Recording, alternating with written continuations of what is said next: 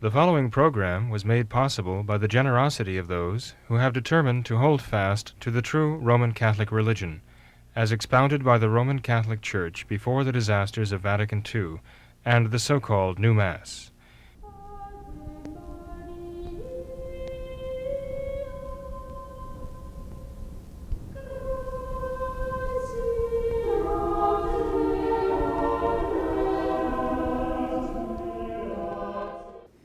Hello and welcome to What Catholics Believe.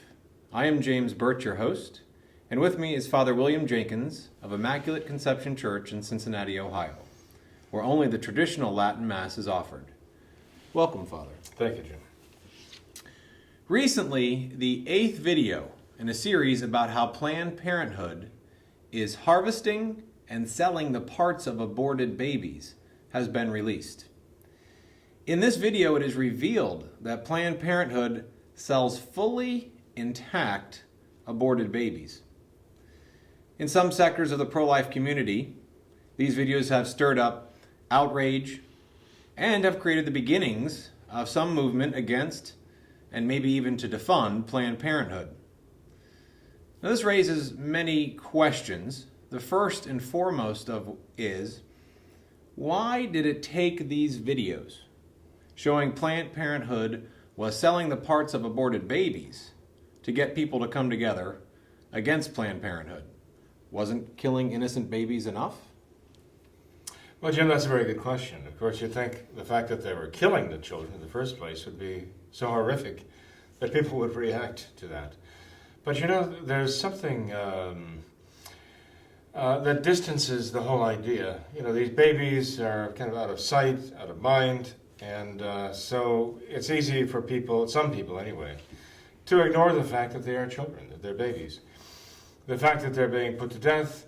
There are so many impious platitudes that are used to justify the killing of these babies. That they're unwanted, and they will be, they'll grow up to be troubled children, and they will grow up to be criminals, and they'll create so much problem for society.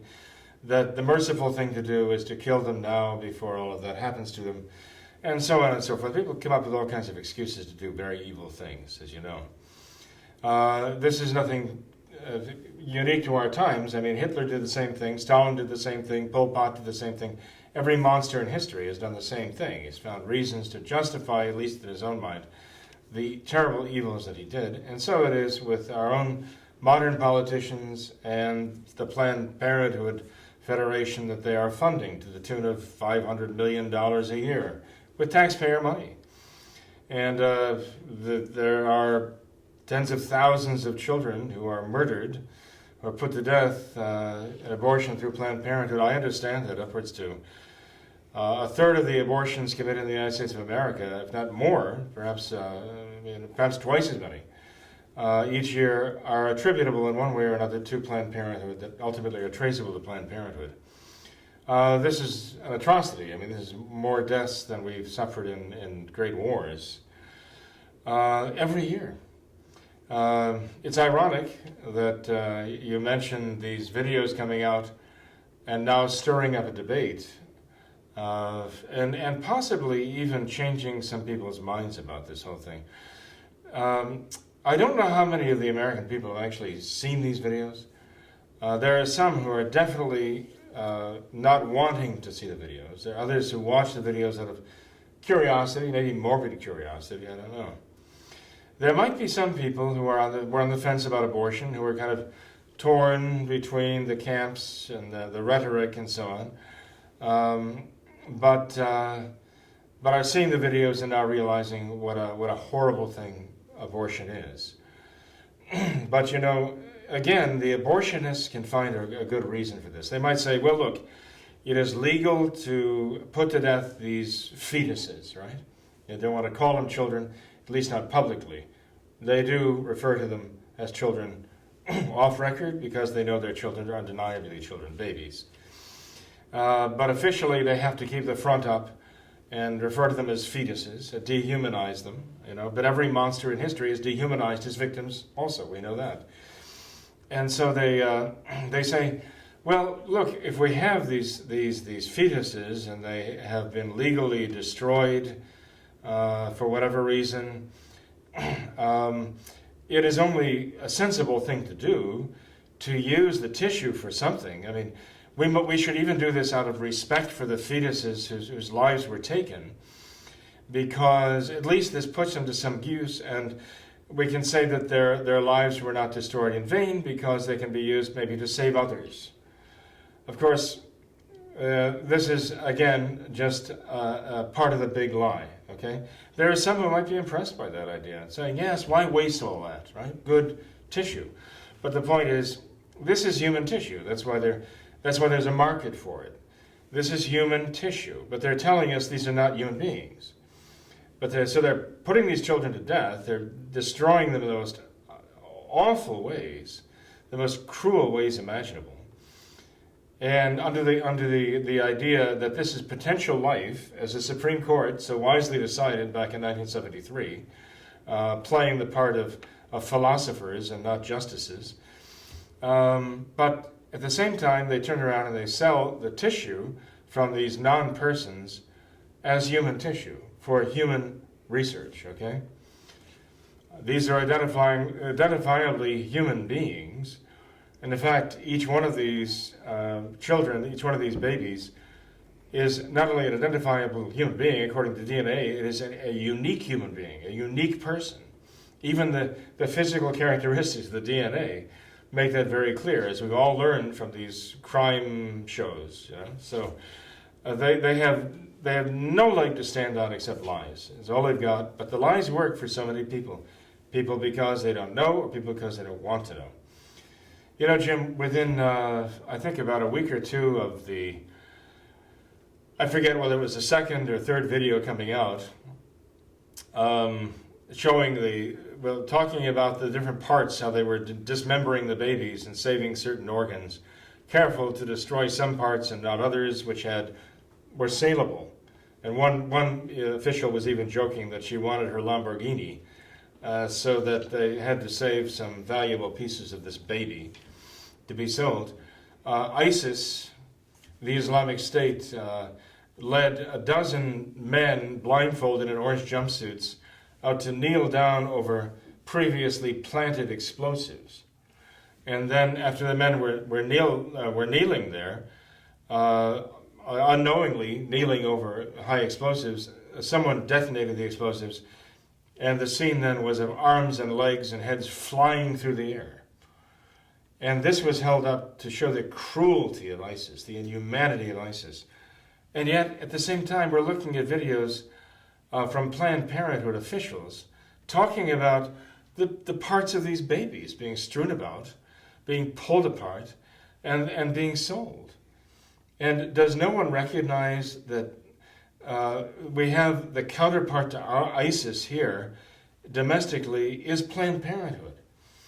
And wishes, and if you ask not which is better, but which is worse, to do what ISIS is doing in the name of some sick ideology, and what Planned Parenthood is doing. I mean, Planned Parenthood puts to death more babies in a month than ISIS has done in its entire career. I mean, I don't know that that's much of an exaggeration, if it is an exaggeration at all. And yet there's no reaction to these people. And these people, in my view, who are doing these things, are more monstrous than ISIS, than Jihadi John, or any of these people. These people are just cold-blooded contract killers, as one of our local attorneys, Tom Condit, pointed out in front of the very steps of Planned Parenthood recently. This is contract killing, is all it is. And they're so cold about it, it's demonic. That's an interesting parallel that you've created between the ISIS killings and what Planned Parenthood is doing. And I guess another terrible part about what Planned Parenthood is doing, and it's a term that you even used, was that this comes under the idea that it's legal. And you made mention of the Roe versus Wade decision in 1973. I guess potentially what these videos are doing as well is they are giving politicians who are willing to stand up and fight for this the ability to say, well, Roe versus Wade may have legalized abortion in this country, but the selling of the baby parts, now that may be against the law, and that may give them something to use against Planned Parenthood on a legal basis as well. So that may be something that these videos are also providing to the pro-life movement. You know, Jim, that's a very good point. That's kind of an angle that they're trying to take, that the selling of the body parts is not legal, okay? But we have to remember, I mean, I agree with you. We have to try every single angle we can to fight this evil thing. But remember that when the subject of Planned Parenthood came up in the halls of Congress, our United States Congress voted to continue to fund Planned Parenthood, okay? And so this was not a question for them. This administration, the Obama administration, the Department of Justice was talking for a while about investigating not Planned Parenthood, but investigating those who made the videos, as though they were the criminals, right? Because they let the cat out of the bag and they showed people what Planned Parenthood was doing, okay? But looking in the past now, it is an undeniable fact that Planned Parenthood had been caught red-handed in advising 14-year-old girls to cover up the fact that they're having children by men who are 18, 19, 20 years old, which would be technically statutory rape. What comes of that? Nothing comes of it. Why? Because they have the protection of their fellow monsters in the government who are actually promoting this wholesale slaughter of children. And, as far as I'm concerned, they're all in it together. As far as I'm concerned, morally speaking, they're all murderers. And so, yes, fine, we point out that it is illegal to sell the parts of aborted babies. But we've already seen that really doesn't impress any of those who have the power to, authorize it or unauthorize it, so to speak, to put an end to it. So I don't think it's wrong to use that angle, as it were, but we shouldn't expect that it's going to impress the hardcore abortionists and even the pro-choicers in Congress, or even their Republican enablers today who are going along with this and stabbing in the backs all of those who elected them to put an end to this kind of thing. I think that if anything, we might be able to show to the ordinary person in the street that there is something very evil about this. People who are confused, hopefully we can dispel their confusion. In fact, the first thing the Obama administration said about those videos was not, the videos show these atrocities going on, but rather the statement they released was, there's obviously some select editing going on here. The people who are creating the videos should be investigated. Since then, all of the videos have been released in their entirety. I'm not sure if the 8th is yet, but they plan to release it in its entirety, which is also so wrong for them to even say, because the mainstream media edits things all the time. We don't ever see things in their entirety. Right. And in fact, the mainstream media isn't even editing this story. They're ignoring it. You asked earlier, you weren't sure how many people were aware of this issue. Recently, a poll showed that 70% of Americans aren't even aware that the scandal exists. Okay. So the mainstream media is just ignoring it, as if it doesn't even exist. So that brings us to the question of, what is the Novus Ordo Church doing about it? What should Catholics be doing about this? And let's start first by taking a look at what the Novus Ordo Church is saying about it. Earlier today, I did an internet search to try to find out if Pope Francis had said anything about the Planned Parenthood scandal. Turns out, he's not said anything. I found a very interesting article, though, by a Novus Ordo Catholic who did his own little bit of research to find out what the different dioceses throughout America have said about this scandal. And it turns out that many of them haven't said anything. A few have said some things, and one or two have really come out strongly against it. What's your reaction to this?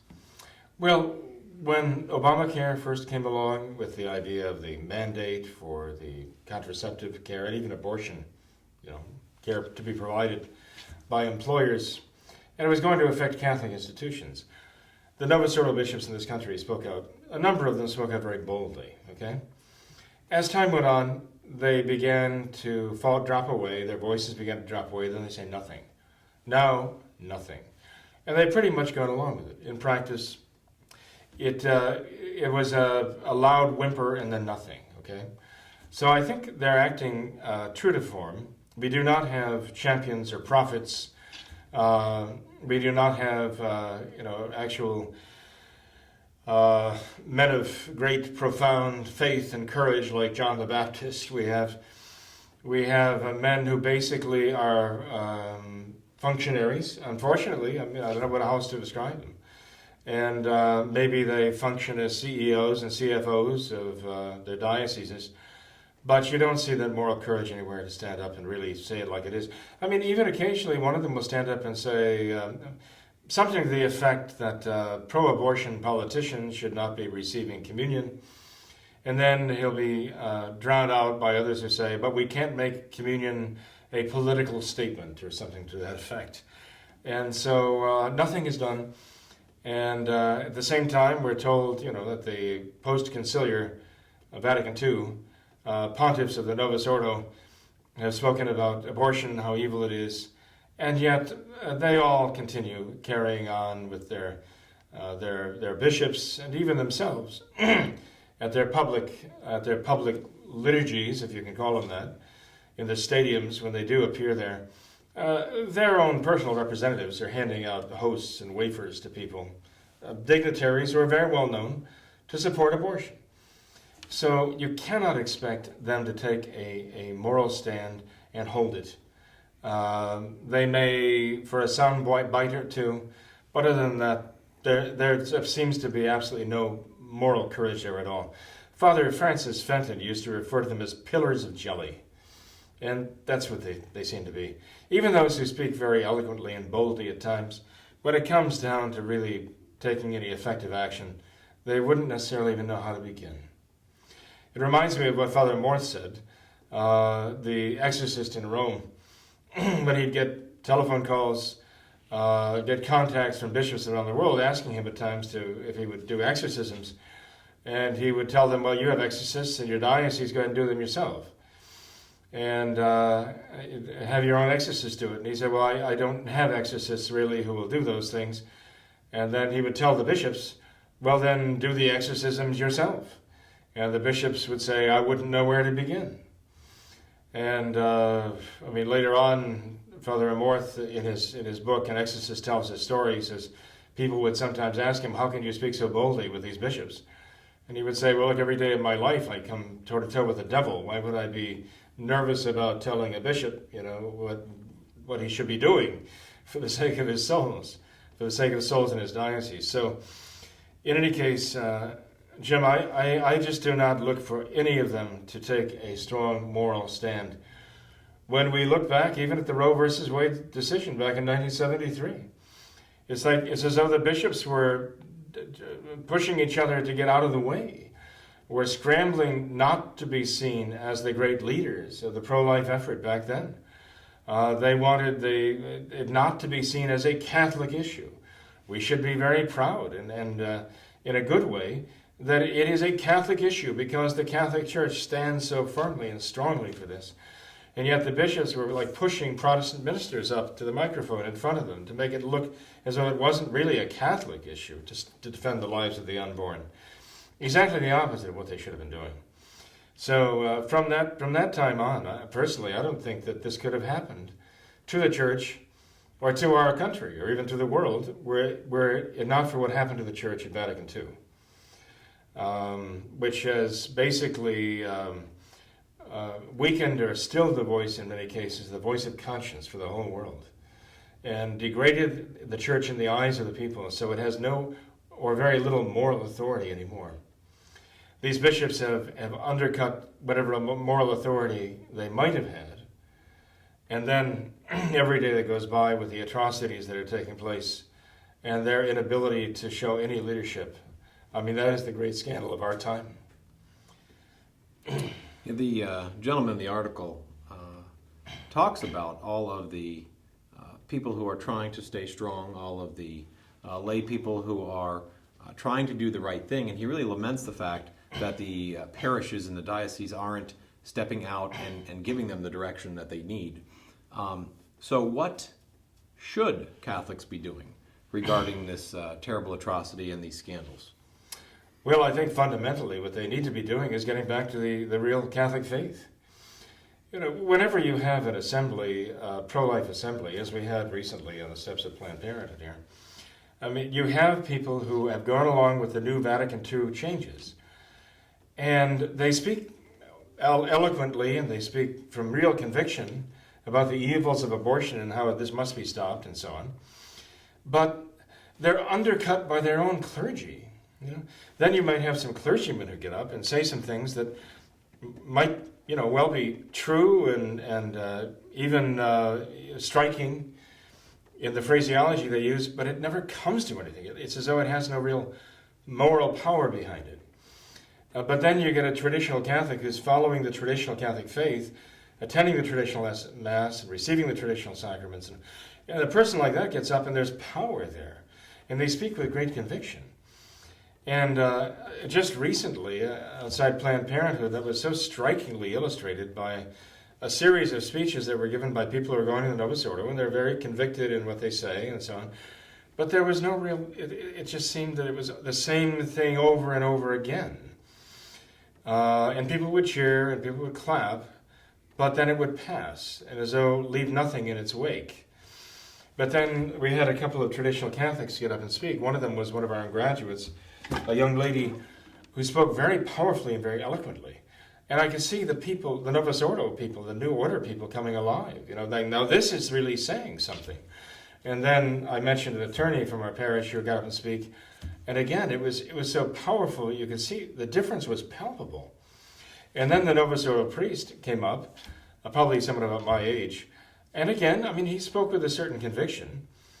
But he talked about how we have to follow St. John Paul II's theology of the body. And I was standing about maybe 7 or 8 feet away from him. I don't know. There were 2 or 3 people between me and between him at the podium. And I just couldn't help it. I just said, theology of the body, this is part of the problem. They need a theology of the soul. They've forgotten the soul. And he heard me say that. He immediately shifted gears and started talking about the soul. But I wonder, why would he need that prompting? The theology of the body, there's nothing there for Catholics that Catholics can find inspiring, that they didn't know before. Believe it or not, they're selling John Paul's theology of the body. They're selling his books at naturist colonies for them to read at these camps. So you wonder, what in the world is there for people of spiritual nourishment? And it's how can they speak with power and conviction when they realize their own bishops and their own pontiffs of the Novus Ordo are not really going to do anything, to take any real courageous action, when their own Francis tells them to stop obsessing about these things? When he says outrageous things practically daily about communists being secret Christians and receiving crucifixes in the form of hammers and sickles, and saying he wasn't offended by them because he sees an eloquent symbol of dialogue there. When their own clergy and their own hierarchy say things like this, it just pulls the rug out from under these good, well-meaning people who are just craving some leadership, but not only are they not finding it in the Novus Ordo clergy, but every chance they get, their own Novus Ordo clergy is basically stifling them and taking away any effective power they might have to do something about this issue. I'll tell you, I think the first thing all of them should do is go back to practicing the traditional Catholic faith again. Go to the traditional Mass, the true traditional Mass, not a Novus Ordo substitute for it. Receive the traditional sacraments, profess the traditional Catholic faith, and don't let anyone stop them from doing it, because nobody has any authority from Christ to stop them from believing the traditional Catholic faith and practicing it in the traditional Catholic religion. The Mass, the sacraments, and everything else that goes along with it. It's interesting to see the Novus Ordo people there praying the Rosary, and evidently praying the Rosary with a certain amount of enthusiasm, which is very good to see. But I would hope that the praying of those rosaries would keep their faith alive, so that they would finally find their way back to the traditional Catholic faith in its entirety. As long as they are going to try to follow the lead of these modern bishops and these modern cardinals, just the whole modern hierarchy, Jim, I'm afraid that they're going to find that it's an exercise in frustration. that they're not really going to be able to do anything effective against abortion, contraception, or anything else. Well, Father, I thank you for being here tonight, and I think you did a very nice job there of summing up the way that the Novus Ordo can deal with this and their interactions with traditional Catholics. It might be a nice topic for us in the future to also discuss what about traditional Catholics and their relationships with good conservative Novus Ordo Catholics, and what are the potential pitfalls and dangers of that, and then what can traditional Catholics do to maybe help bring those Novus Ordos to the traditional Catholics? That would be a very good topic, Jim. Yes, we should do that in the future. Well, I thank you very much, and I thank you for watching What Catholics Believe. If you have any questions that you would like for us to answer, please feel free to email them on the email address listed on the screen. And remember the words of Our Lady at Fatima. Continue to pray the rosary every day and make sacrifices for sinners. Thank you.